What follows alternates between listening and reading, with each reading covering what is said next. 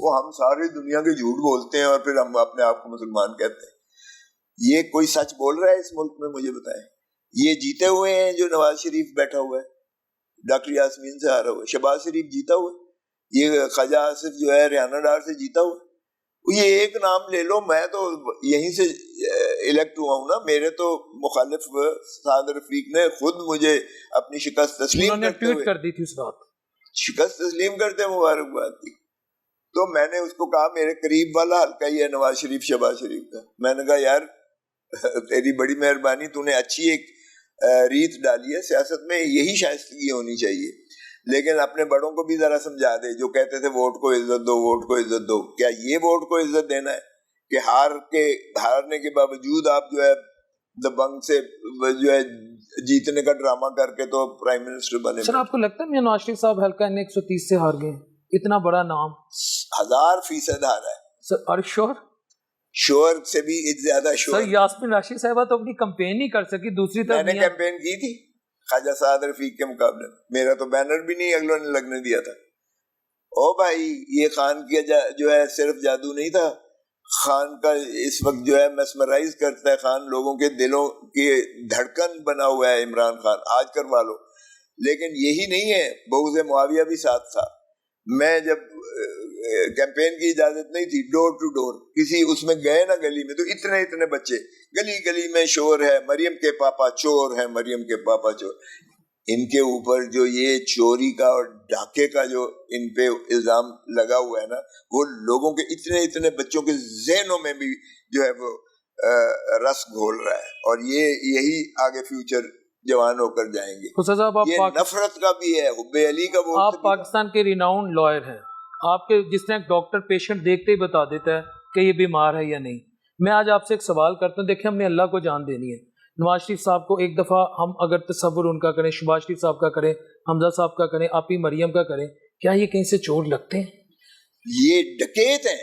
صرف چور کہہ رہے ہو, میں آپ کو ثابت کر دیتا ہوں یہ ڈاکو ہیں. چور تو بڑی چھوٹی بات ہوتی ہے. ان کے پارک لین میں ویو جو فلیٹس بنے ہوئے ہیں اربوں خربوں کے ہیں, کوئی ماننے کو تیار نہیں ہے. قطری خط لہراتا ہے, کہتا ہے یہ دیکھو یہ ہے وہ مسائل. پھر پارک لین ویو پیلس حسن نواز شریف کے بیٹے نے 50 ارب روپے میں اس سے ریاض ملک سے کے پاس بیچا ہے. یہ ڈاکیومنٹری چیزیں میں آپ کو بتا رہا ہوں. پھر اس نے جو پاناما لیک آئے اس میں 6 شیل آف شور کمپنیز, جیلی آف شور کمپنیز, نیلسن ہے, نیسکول ہے, میں آپ کو سارا اس کا ڈاٹا دے دیتا ہوں, شریف فیملی کی. پھر انہوں نے جو ہے قاضی فیملی کے اکاؤنٹس میں, اسحاق ڈار نے قاضی فیملی کے اکاؤنٹس میں لیئرنگ کروا کے یہاں سے پیسہ بھیجتا تھا, اس کو گھما پھرا کے تو پھر لاتے تھے حدیبیہ پیپر مل جو جیلی ان کی بنی ساری.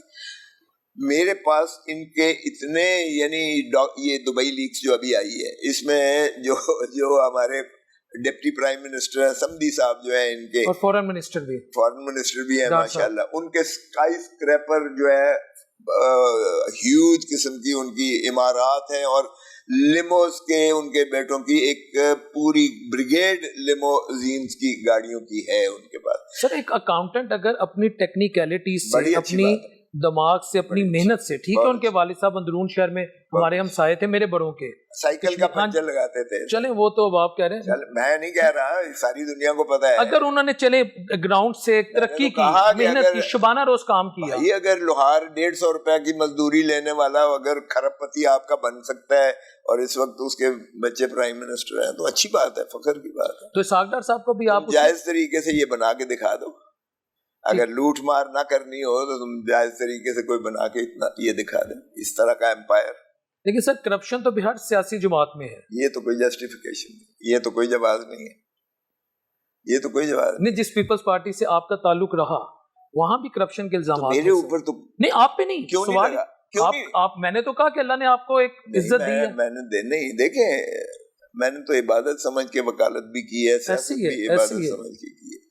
اگر میرے اوپر, مجھے بھی کچھ نے کہا گورنر ہاؤس میں کہ یہ گاڑی آپ لے سکتے ہیں, تو اگر اتنے پیسے آپ کو جو ہے وہ توشہ خانہ والی, جی میں نے کہا یار اس سے بہتر گاڑیاں میرے گھر میں کھڑی ہوئی ہے, تیری بڑی مہربانی, میں نے یہ ٹکا نہیں لینا. باہر کے اپنا اپنا ہوتا ہے.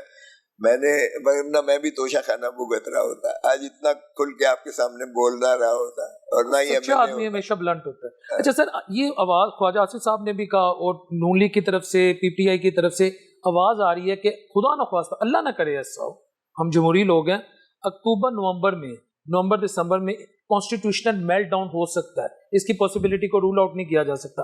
How do you see it? دیکھیں آپ کو سامنے ہے, عمران خان نے بھی پرسوں, میں اس کے ساتھ تھا جیل میں, اڈیالہ جیل میں, اس نے بھی یہی بات کہی ہے کہ ان کو 2 مہینے, مجھے تو وقت کی کوئی ایسی وہ تنگی نہیں ہے, لیکن ان کے پاس صرف 2 مہینے ہیں, اکتوبر میں یہ فارغ ہیں, اور ان کے ساتھ وہی ہونے والا ہے جو حسینہ واجد کے ساتھ ہوا ہے, لیکن ان کو ہم بھاگنے نہیں دیں گے. اور تقاضا کیا ہے اس نے کہ میرا, عمران خان نے کہا میرے سمیت نواز شریف کا نام ای سی ایل پہ رکھو, شہباز شریف کا ای سی ایل پہ رکھو, اسحاق ڈار کا رکھو, مریم کا رکھو, حمزے کا رکھو, ان ساروں کے ای سی ایل پہ رکھو میرے سمیت, کوئی بھاگنا نہیں چاہیے. نہیں, نواز شریف صاحب تو کشتیاں جلا کے ہیں اس دفعہ, ان کے چاہنے والے جب مجھے ملتے ہیں, کیونکہ سر میں ایک پبلک شو, ارے بابا اس کو جانے نہیں دیا جا رہا, ابھی بھی اس نے جانے کی کوشش کی تھی عمرے کے لیے, اس کو نہیں جانے دیا جا رہا. سر مجھے تو ان کے, سر آپ دیکھتے ان کی پارٹی کے رہنما کہتے ہیں کہ ہم میاں صاحب کو کہتے ہیں آپ باہر جاؤ, کہتے ہیں نہیں, ایسے اپنے نیچرل انداز میں میں شہباز کے ساتھ شبانہ روز کام کروں گا, پاکستان کی اللہ نہ کرے جس وقت نیا خطرے میں میں اس کو پار لگا کے جاؤں گا. شہباز کی حکومت ہے, شہباز صاحب نے کل کیسے شاندار بیانات دیے ہیں, آرمی کی تعریفیں کی ہیں اس نے. مجھے بتائیں عوام کو کیا سہولت ملی ہے؟ آپ ذرا بجلی کے بل دیکھیں, پینفل. آپ ذرا تیل کی قیمتیں دیکھیں, لوگوں نے گاڑیاں بند کر دی, انبیئربل. آپ ذرا دیکھیں بچوں کی فیسیں لوگ نہیں دے رہے ہیں اسکول سے نکال کے, تو ادھر ہے. آپ دیکھیں اسپتال, میڈیسن, علاج کے, آپ معالج کے پیسے نہیں دے سک رہے ہیں, آپ نے بیمار مر رہے ہیں. آپ گھروں کے کرائے جو ہے وہ آپ ادا نہیں کر سک رہے ہیں, جو بیچارے جو ہے کرایہ دار ہیں ان کا جو حشر دیکھیں. اوپر مالک مکان کھڑا ہوا ہے جی 10% ساتھ اس کو بڑھائیں. پھر آپ ذرا دیکھیں کہ آپ خورد و نوش کی اشیاء کو خریدنا آپ کی دسترس سے باہر ہو گیا. 38 سے 11% ایک ماہ پہلے ایک اسٹیٹسٹکس آئے تھے, مہنگائی آئی ہے. مجھے نہیں لگتا, آپ ماشاءاللہ میرے سے زیادہ اکانومی کو بھی سمجھتے ہوں گے, you are part of that system. یہ ذرا ہمیں سمجھا دیں 38 سے 11% کیسے مہنگائی آئی ہے؟